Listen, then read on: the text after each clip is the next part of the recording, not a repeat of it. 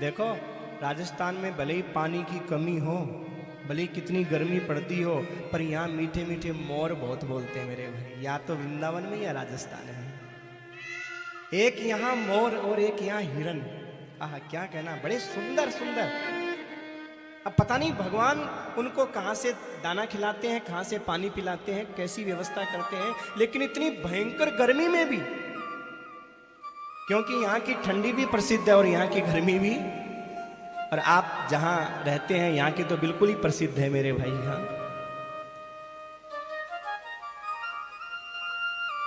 पर यहाँ के लिए देवता भी तरसते हैं। हाँ, सूरज कण कण ने चमकावे, चंदो इमृत रस बरसावे, तारा न्योछावर कर जावे धरती।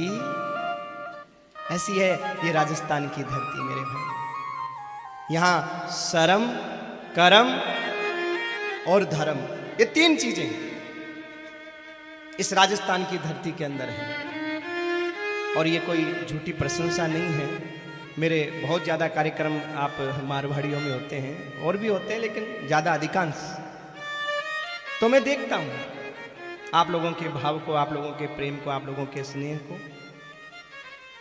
सजनों,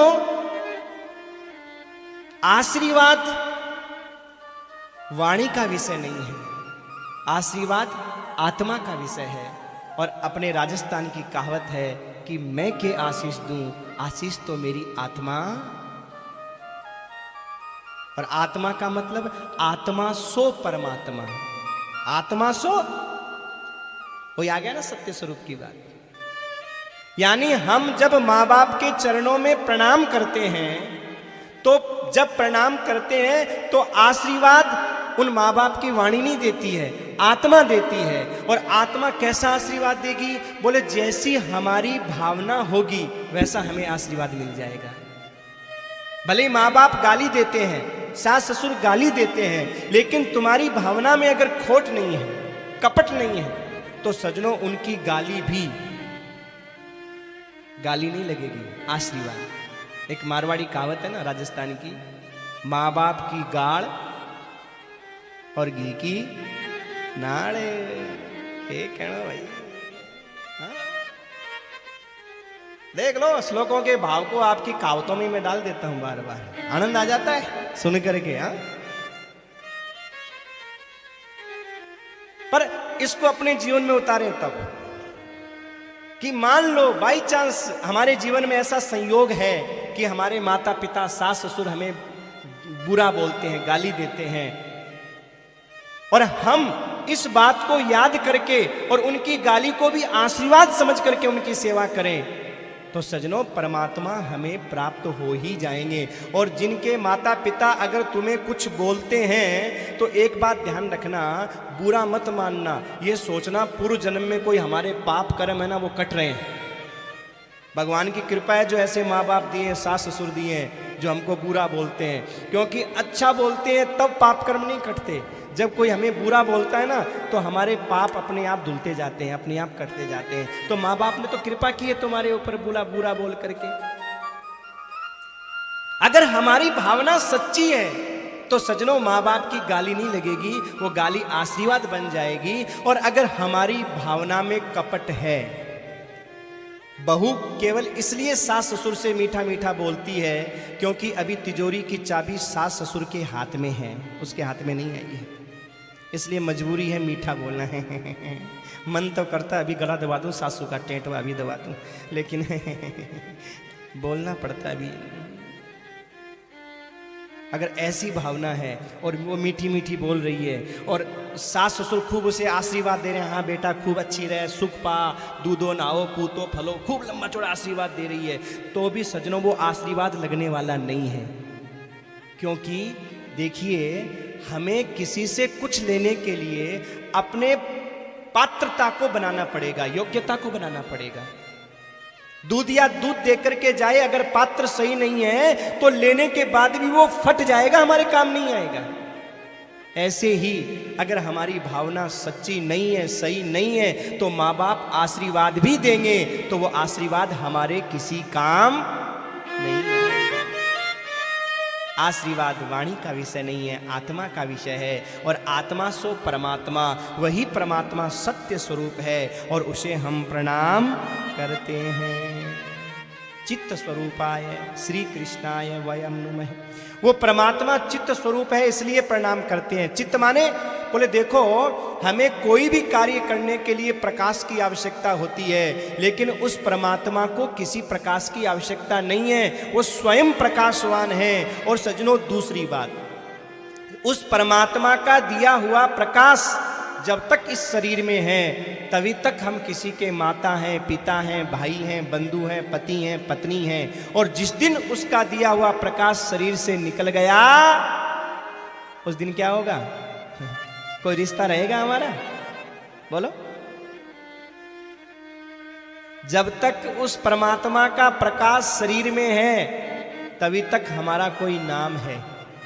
कभी विचार करना, तभी तक कोई व्यक्ति हमें बोलता है नाम लेकर के कि फलाने राम जी या फलानी देवी या देवता, जो भी।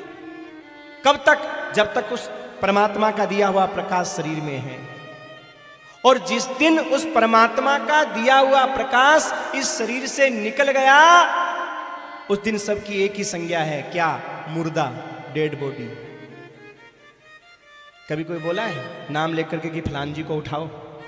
सब बोलते हैं डेड बॉडी को उठाओ, माटी को उठाओ, एक ही संज्ञा है। यानी हमारी पहचान कब तक है? जब तक उस परमात्मा का प्रकाश हमारे शरीर के अंदर विद्यमान है तब तक है। और इसीलिए हम उस परमात्मा को प्रणाम करते हैं। आनंद स्वरूप है परमात्मा, इसलिए प्रणाम करते हैं। विश्वोत्पत्त्यादि हेतवे, इस सारे संसार को वो परमात्मा बनाने वाला है। आपको हमको किसने बनाया? आप कहोगे माँ बाप ने जन्म दिया।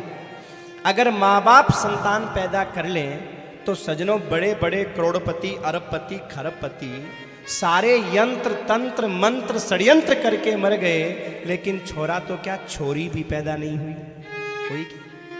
कितने लोग ऐसे हैं बेचारे, पैसे की कोई कमी नहीं है लेकिन खाने वाला कोई नहीं है। सारे प्रयत्न, सारे प्रयास, यंत्र मंत्र तंत्र षड्यंत्र सब कर लिए, पर उसकी कृपा नहीं है। छोरा तो क्या, छोरी भी नहीं, और गोरा तो क्या, काली भी पैदा नहीं हुई मेरे भाई। जिस पेट में 2.5 सेर अन्न हजम हो जाता है, उस पेट में नन्हे से शिशु को किसने बचाया? उस परमात्मा ने। मारने वाला है भगवान, बचाने वाला है भगवान। मारने वाला है भगवान, बचाने वाला है भगवान। मारने वाला है भगवान, बचाने वाला है भगवान। मारने वाला है भगवान, बचाने वाला है भगवान। मूर्ख क्यों करता अभिमान, बचाने वाला है भगवान। रे मूर्ख क्यों करता अभिमान, बचाने वाला है भगवान।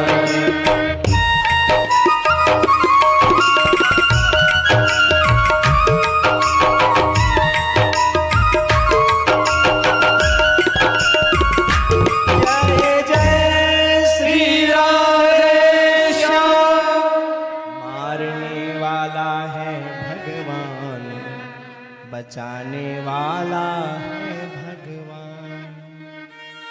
मारने वाला भी वो है और बचाने वाला भी। ये 2 हाथ वाला तो झूठा अभिमान करता है, केवल झूठा अभिमान। भगवान को बड़ी हंसी आती है उस समय, कब? जब कोई व्यक्ति किसी को बोलता है कि मैं तुझे मार दूंगा, तू मुझे जानता नहीं है। भगवान हंसते हैं, वाह तू मार देगा इसको? ये 1000 हाथ वाला तेरा बाप तो इसको बचाना चाहता है और तू इसको मारेगा? मार, कैसे मारता है? और सजनों, कई बार 10-10 गोलियां लगने के बाद भी आदमी मरता नहीं है। ये देखो आप, क्योंकि वो बचा रहा है। और जब वो 1000 हाथ वाला परमात्मा किसी को मारना चाहे तो ये 2 हाथ वाला बचा नहीं सकता। भगवान कहते हैं, बेटा तू कैसे बचा लेगा? लोग दावा करते हैं चिंता मत करो, हम तुम्हारे साथ हैं, तुम्हारा कुछ नहीं बिगड़ेगा। और सजनों, हल्की सी कंकरी सर में लगी, ये लोग गए, क्योंकि वो चाहता था संसार का चाहे पालन हो, चाहे उत्पन्न हो, चाहे संहार हो, उत्पन्न करना, पालन करना, संहार करना, यह उस परमात्मा का कार्य है मेरे भाई। और जिसने हमें जन्म दिया, जो हमारा पालन करता है, जो संहार करने वाले परमात्मा है, तो हमारा इतना तो कर्तव्य बनता है ना कि हम उनको प्रणाम करें। तापत्रय विनाशाय श्री कृष्णाय वयम नुमः। वो परमात्मा तीनों प्रकार के तापों का नाश करने वाले हैं।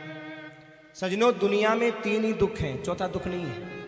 तीन ही दुख हैं, तीन ही ताप हैं, देहिक, दैविक और भौतिक। देहिक माने देह में उत्पन्न होने वाला रोग। अब वो कुछ भी हो सकता है, बुखार है, जुखाम है, सर दर्द है, वो चाहे महाराज कोई भी वो कोरोना, सोरना, मोरना, टोरना, कोई भी वायरस, कुछ भी हो सकता है वो रोग। हाँ, अच्छा, ये जो कोरोना मोरना कुछ भी हो ना, देखो ये सब पैदा कब होते हैं? जब हम प्रकृति का उल्लंघन करते हैं। भगवान ने बनाया तो तुमको सात्विक, और तुम महाराज वो सात्विकता छोड़ करके और उल्टा सीधा मांस खाना शुरू कर दो, तो महाराज फिर ऐसी बीमारियां ही पैदा होती हैं। आप ये देख लो, ये अधिकांश जितने भी वायरस पैदा हुए हैं, ये महाराज जो जानवरों को खाने वाले लोग होते हैं ना, इनके द्वारा ही पैदा हुए हैं, जानवरों के द्वारा ही पैदा हुए हैं। ये प्रकृति का उल्लंघन है, और तो पैदा होते हैं। और उसके साथ में आप कहोगे भैया जो नहीं करता है वो कैसे फंसता है? तो देखो भैया, एक मारवाड़ी कहावत है ना कि मोट के सागर घुन पिसिया करे है। तो फिर हाँ, प्रकृति का उल्लंघन करेंगे तो उसकी सजा तो मिलेगी। और अगर प्रकृति के नियम का पालन करेंगे मेरे भाई, तो फिर हमें किसी प्रकार के वायरस का कोई भय नहीं, कोई डर नहीं। लेकिन अगर उल्लंघन करेंगे तो डरना पड़ेगा। पहले शास्त्रों में जब कहते थे कि भैया किसी का जूठा मत खाओ, किसी के पहने कपड़े मत पहनो, दूरियां बना करके रखो, थोड़ा अपनी मर्यादा में रहो, लोग कहते थे अच्छा ये तो छुआछूत वाली बात कर रहे हैं। क्या बोलते थे? अब आज कोई बोल के दिखाओ ना, आज बोलो कि भैया तुम दूर दूर क्यों, मिलो ना, आओ, अब क्यों दूर दूर भाग रहे हो, खाओ एक साथ में। अब तुम इतने डर रहे हो एक दूसरे से, कहां चला गया तुम्हारा प्रेम? शास्त्रों में जो बात लिखी है ना मेरे भाई, वो बहुत सोच विचार करके लिखी है, बहुत सोच विचार करके। एक दूसरे का जूठा क्यों नहीं खाना चाहिए? क्योंकि पता नहीं किसमें कौन सा वायरस बैठा है, और हमारे अंदर पता नहीं कौन सा वायरस कब आ जाए। इसलिए महाराज नियम बनाया कि एक दूसरे से थोड़ा दूरी बना करके रखो। महाराज कोई कुछ काम करता है, कोई कुछ काम करता है, कोई कैसा काम कर रहा है, अब उसका वायरस हमारे पास न आए, हमारा वायरस उसके पास नहीं जाए, इसलिए शुरू से ही ऐसा नियम बनाया गया था। लेकिन सज्जनों, लोगों ने उसका अर्थ उल्टा निकाला, और उल्टा निकाला इसलिए भगवान को फिर उल्टे तरीके से समझाना पड़ता है, और तब हमारे समझ में आती है। क्योंकि सत्संग भी कई प्रकार का होता है। एक होता है बातों का सत्संग, एक होता है हाथों का सत्संग, और एक होता है लातों का सत्संग। भगवान कहते हैं भैया तुम बातों से मान जाओ तो बात ठीक है, और बातों से नहीं मानोगे तो फिर हाथ और लात तो मुझे फिर चलानी पड़ेगी। आप कहोगे ऐसा भी कुछ होता है क्या?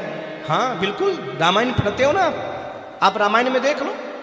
रामायण में हनुमान जी जब लंका में गए तो लंकनी से सबसे पहले बातों वाला सत्संग किया, पर लंकनी के समझ में नहीं आया, क्योंकि वो बातों वाले सत्संग से मानने वाली नहीं थी। समझाया, पर वो तो कहती है जाने से नहीं मरम सट मोरा, मोर आहार जहां लगी चोरा। मैं चोरों को खाती हूं, अरे तू जानता नहीं है? हनुमान जी बोले देवी अगर तुम चोरों को खाती हो तो देखो मैं चोर नहीं हूं, मैं तो चोर का पीछा करते करते यहाँ आया हूं। तुम अगर चोरों को खाती हो तो फिर ऐसा करो कि तुम जो चोर चुरा करके लाया था माँ सीता को, उसको तुम खा गई होगी, तो अब उसको तो तुम खा गई हो, लाओ सीता माता मुझे दे दो, मैं चला जाता हूँ, मुझे क्यों जाना है अंदर, इसके अंदर लंका में जाके मैं क्या करूँगा। जब हनुमान जी ने उसको ये बात समझाई तो वो कहती अच्छा हमारे लंकाधिपति को चोर कहते हो? हनुमान जी ने कहा इसको हमारी सत्संग की बात समझ में नहीं आ रही है, क्योंकि बातों का सत्संग है ना, समझ में नहीं आ रहा है। चोर को तो रखाती है और जो पीछा करने आया है उसको ये खाती है।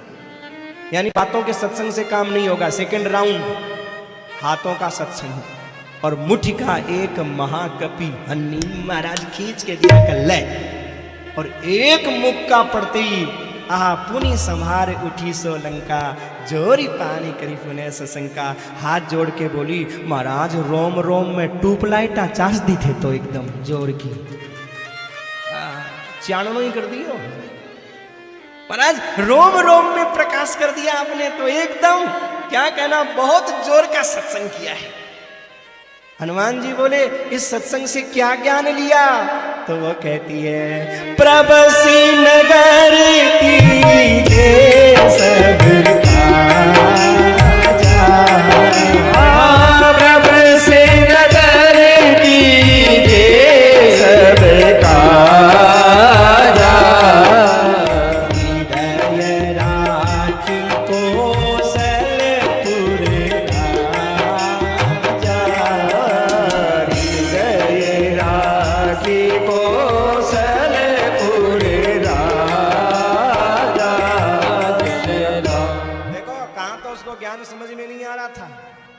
बातों वाले सत्संग से, और लेकिन जैसे ही हाथों वाला सत्संग हुआ कहती है महाराज अब की बार ज्ञान हुआ है।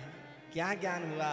बोले इस देह अभिमानी जो लंका है, ये संसार रूपी लंका, बोले इसके अंदर अगर आपको सुख से इसके अंदर रहना है और अगर इसको पार करके परमात्मा को प्राप्त करना है, कार्य में अगर सिद्धि चाहिए तो परमात्मा को हृदय में धारण करके रखो।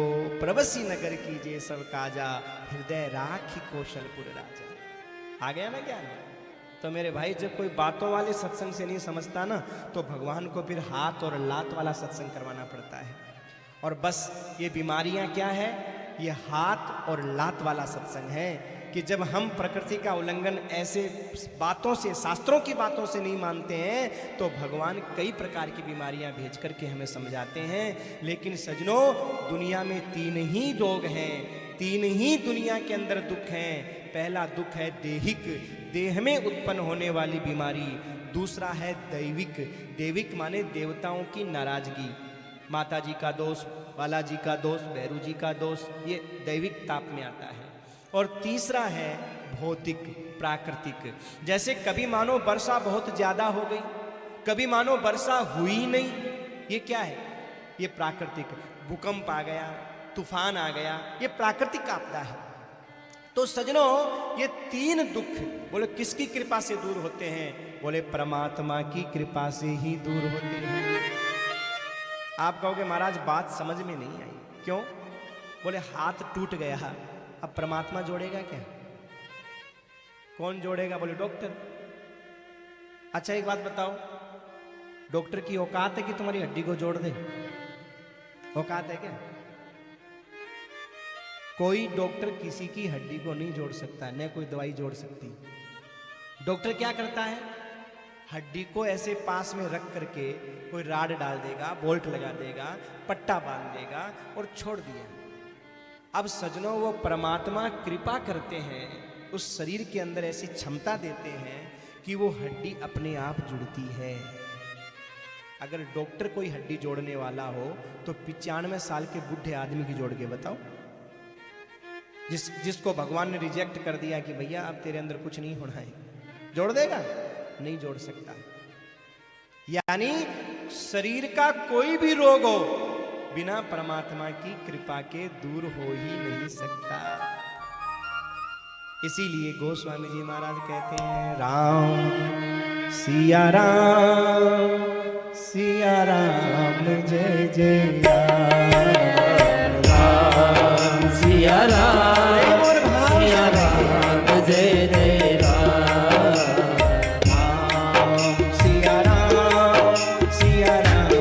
जय जय राम, राम सिया राम जय जय राम। दैविक भौतिक तापा